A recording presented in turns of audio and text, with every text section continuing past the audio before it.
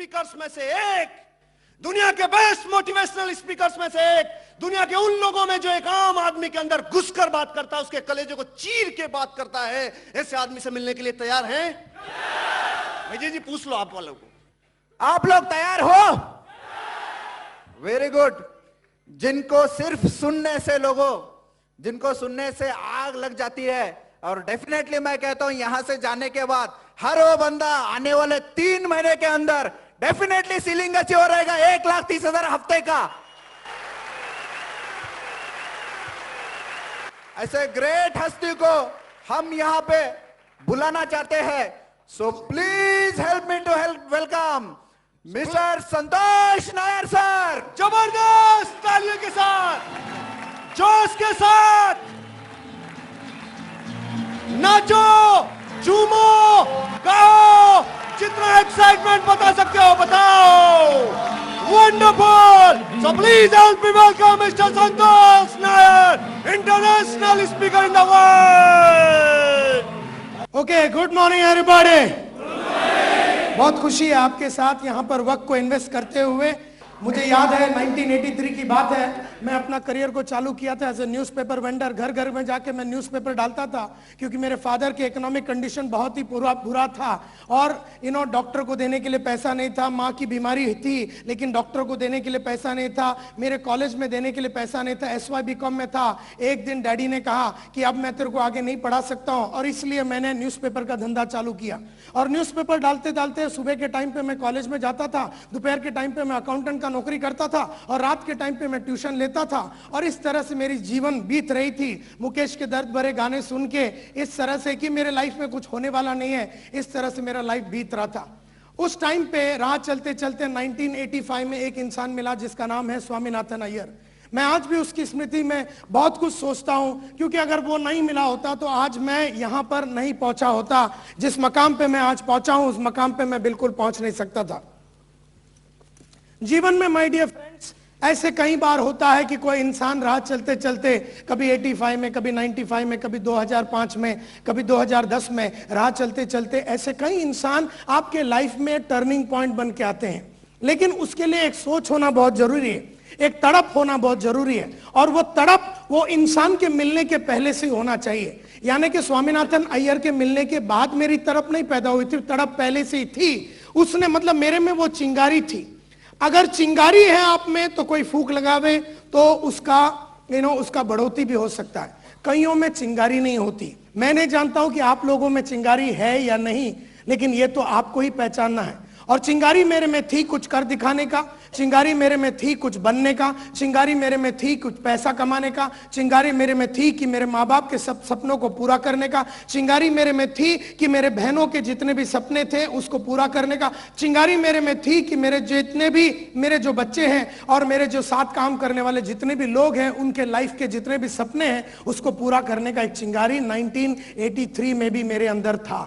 और जब वो चिंगारी थी तो चलते चलते चलते स्वामीनाथन अय्यर मिल गया और मुझसे उस तू करता क्या है, और मैंने पूरी कहानी उसको बता दी कि मैं करता क्या हूं, कि मैं इस तरह से न्यूज़पेपर डालता हूं, फिर कॉलेज में जाता हूं, उसके बाद दोपहर को अकाउंटेंट की नौकरी करता हूं और रात को ट्यूशन लेता हूं। और इस तरह से अय्यर ने मुझसे, मैंने जब अय्यर को कहा, अय्यर ने कहा यार इस तरह से तेरा लाइफ में कुछ होने वाला नहीं है, तेरे कोई सपने पूरे नहीं होंगे, तेरे जो पर्पस है, तेरे जो लक्ष्य है, तेरे जो टारगेट है वो कुछ भी पूरे नहीं होने वाले हैं। क्योंकि अगर तू न्यूज़पेपर डालता है सुबह से लेके सुबह के टाइम पे न्यूज़पेपर डालता है, अपने गली का जो कुलकर्णी है वो भी पिछले 25-30 साल से न्यूज़पेपर डालता है, लेकिन ना उसके बच्चे कुछ बड़े कॉलेज में गए, ना वो खुद कुछ बड़ा अचीवमेंट कर सका, कुछ भी उसके लाइफ में बड़ा नहीं हुआ। और तू कहता है कि अकाउंटेंट का नौकरी करता है, आज तेरे को 400 रुपये अकाउंटेंट की मिलती है, अगले साल वो 500 हो जाएगा, अगले साल उसका 600 हो जाएगा, फिर 700, फिर 800, फिर 1000 हो जाएगा। आज से 15 साल के बाद जब तेरी उम्र 35-36 की होगी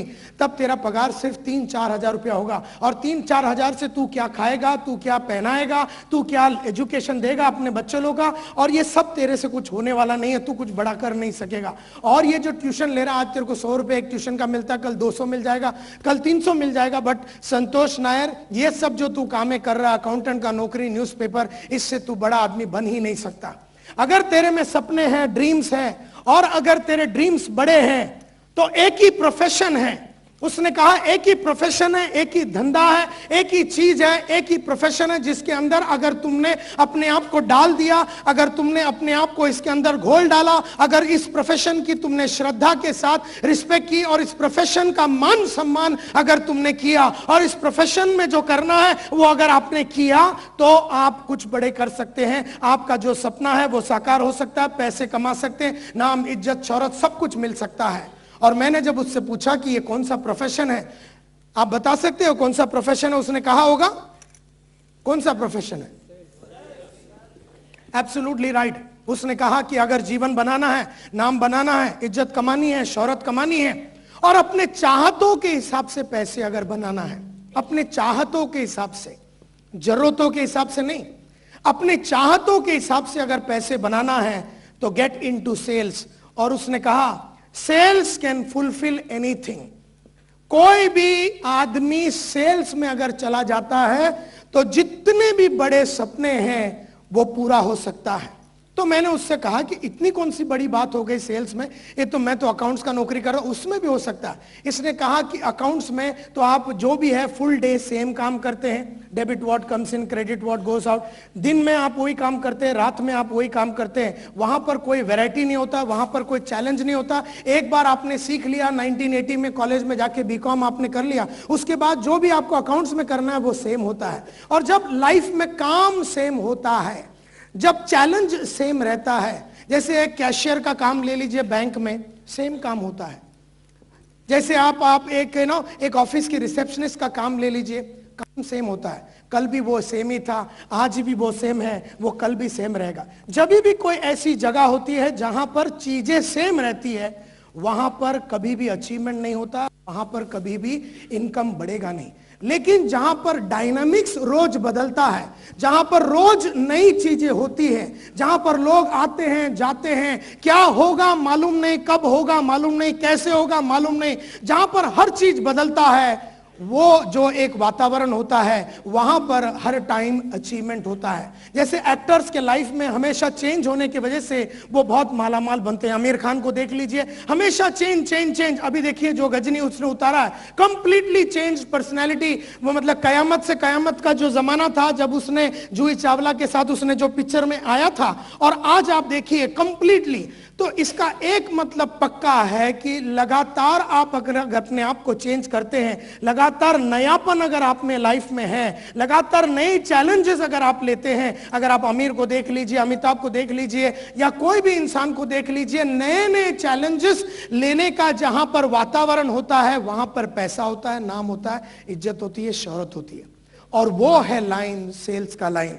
और तब मुझे समझ में आया कि सेल्स कितनी बड़ी लाइन है और यहां पर किस तरह से जीवन को बनाया जा सकता है। और जब उसने, अगर आप देखिए आपके लाइन में भी देख लीजिए, एक आदमी था जिसका नाम बाबू थॉमस था, है ना। अगर आप ये आदमी को देख लीजिए, इसका बैकग्राउंड को अगर आप देख लीजिए, शमशुद्दीन बोल के जो आदमी है जो केरला में बैठा हुआ है, 100 करोड़ रुपया कमाता है, आपके लाइन का आदमी है, इसका बैकग्राउंड को देख लीजिए। अभिलाष थॉमस जो है वो एक MBA ग्रेजुएट है और उसके लाइफ को आप देख लीजिए कि जिस तरह से वो 50 करोड़ रुपया कमा रहा है। चौधरी साहब को देख लीजिए जो 62 बरस की उम्र में 40 लाख रुपया का उनके ऊपर सर पे कर्जा बैठा हुआ था, और जिंदगी से हार के बैठे हुए इंसान के लाइफ में सेल्स आया। 40 लाख का खर्चा था उसके ऊपर। जब उसके लाइफ में सेल्स आई, RMP के फॉर्म में जब सेल्स आई, तो वो कर्जा भी निकल गया 4 साल में, और 10-15 करोड़ रुपया आज के तारीख में वो कमाते हैं। तो सेल्स, अगर वो 62 में अकाउंटेंट का नौकरी करते तो क्या होता, अगर वो 62 में एक कोई बैंक में जाके नौकरी करते तो क्या होता, अगर 62 में वो अगर टैक्सी ड्राइवर का नौकरी करते तो क्या होता, अगर 62 में वो एक खेती का काम करने को चालू करते तो क्या होता, अगर 62 में वो ऐसी कोई भी अगर काम करते हैं जो कि स्थिति सेम रहने वाली होती, तो चौधरी साहब आज के तारीख में 15-20 करोड़ रुपया नहीं कमाते।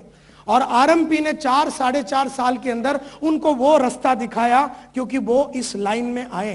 तो मेरे ख्याल से अभिलाष थॉमस जो है वो 25, 26, 30 बरस का लड़का है, और चौधरी साहब जो है वो 62 बरस का है। तो ये लाइन में आने का कोई उम्र नहीं है, ये लाइन में आने का कोई उम्र नहीं है। और ये लाइन में एक बार आप आ जाते हैं तो आपको इसकी पूरी मान सम्मान करना है। अब आप मृणाल को देख लीजिए, ये सभी लोगों को देख लीजिए, क्राउन डायमंड बन चुकी है वो। और ये